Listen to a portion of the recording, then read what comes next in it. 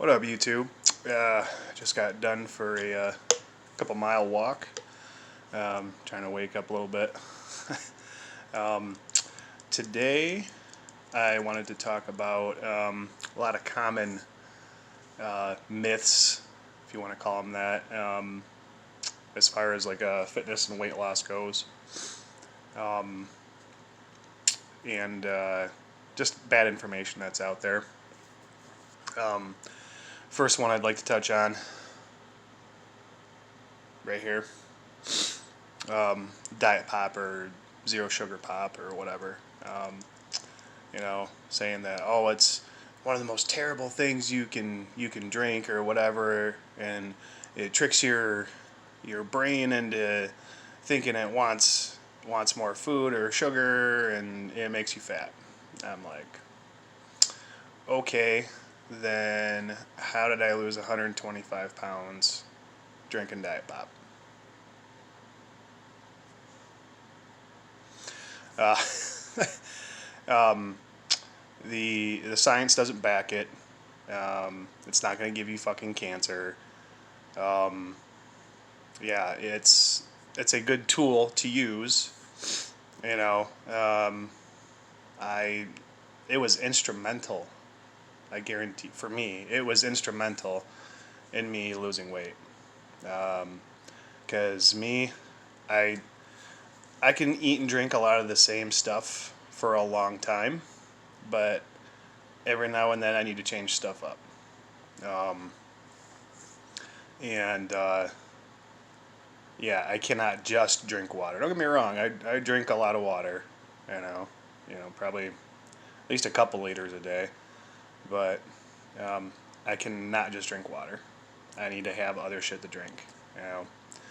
Um, Another thing, I remember that's come up plenty of times when I was dieting down.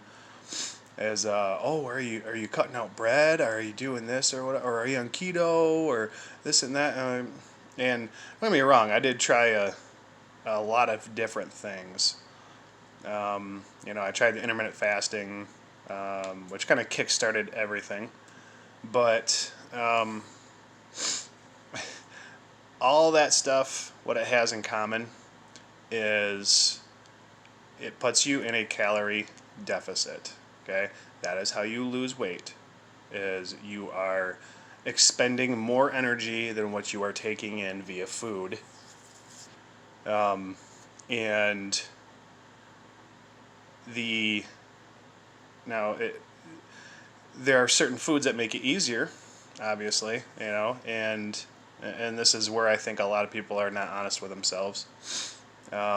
Is there's a reason why doctors say eat more fruits and vegetables, because they are very low in calories and they fill you up. People complain, well, oh, I'm going to be hungry. And yeah, there are times when you're dieting down and there's no getting around it. You are going to be hungry. There's just no getting around it. Okay? But yes, it's, when I was cutting pretty hard, like, dude, I was eating watermelon, cucumbers every day. And, portioning out my protein correctly. And it works. And I know people don't want to hear this or whatever, but that's how you lose weight. And going on walks or running, what cardio you want to do, lifting weights. And people want the easy way. It's not easy. It took me 2 years, and a lot of like I said, pitfalls along the way. But yeah, no, you can eat bread while dieting. I have. You can have, if you're really trying hard to lose a lot of weight, if you have a lot of weight to lose, you can have a cheat meal during the week. I remember once a week I'd eat pizza and ice cream, and I fucking loved it.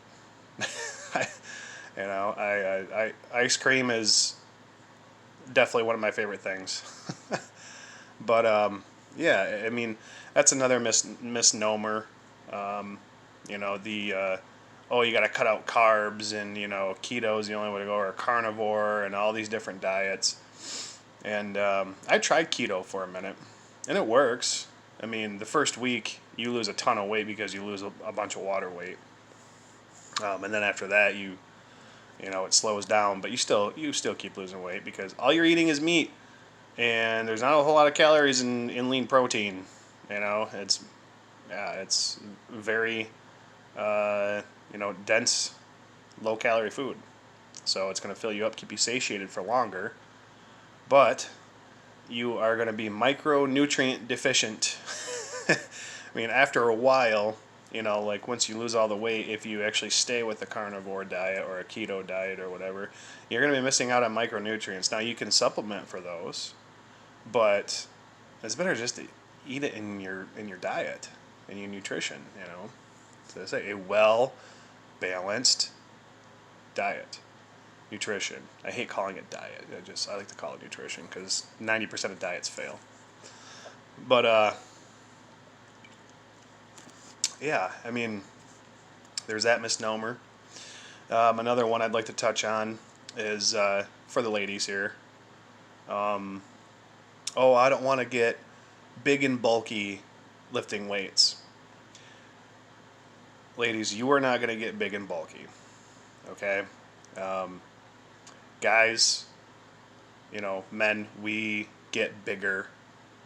Sometimes when we're lifting weights, because we have different hormones. So the response is going to be different. Yes, ladies will get muscle growth, but if you keep a well-balanced diet and you lift weights, you're going to be lean and look good. Like that's just the way it is. And no, you're not going to get big and bulky.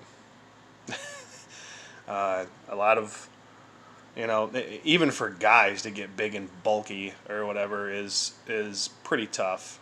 Like I remember after I lost all the weight, I know part of this was haters too, but they're like, "Oh, you're too skinny," and I'm like, "Fuck you! I've been fat my whole goddamn life." Like, I'm skinny for once, and you're giving me shit. But regardless, um, it all depends on what you look like in clothes. Honestly, you gotta buy clothes that fit you well, and you know then people then you can tell the people who are being genuine towards you too. They're like, like, damn, you're looking fit and buff as shit, stuff like that, and you know those are the kind of people you need to keep around you.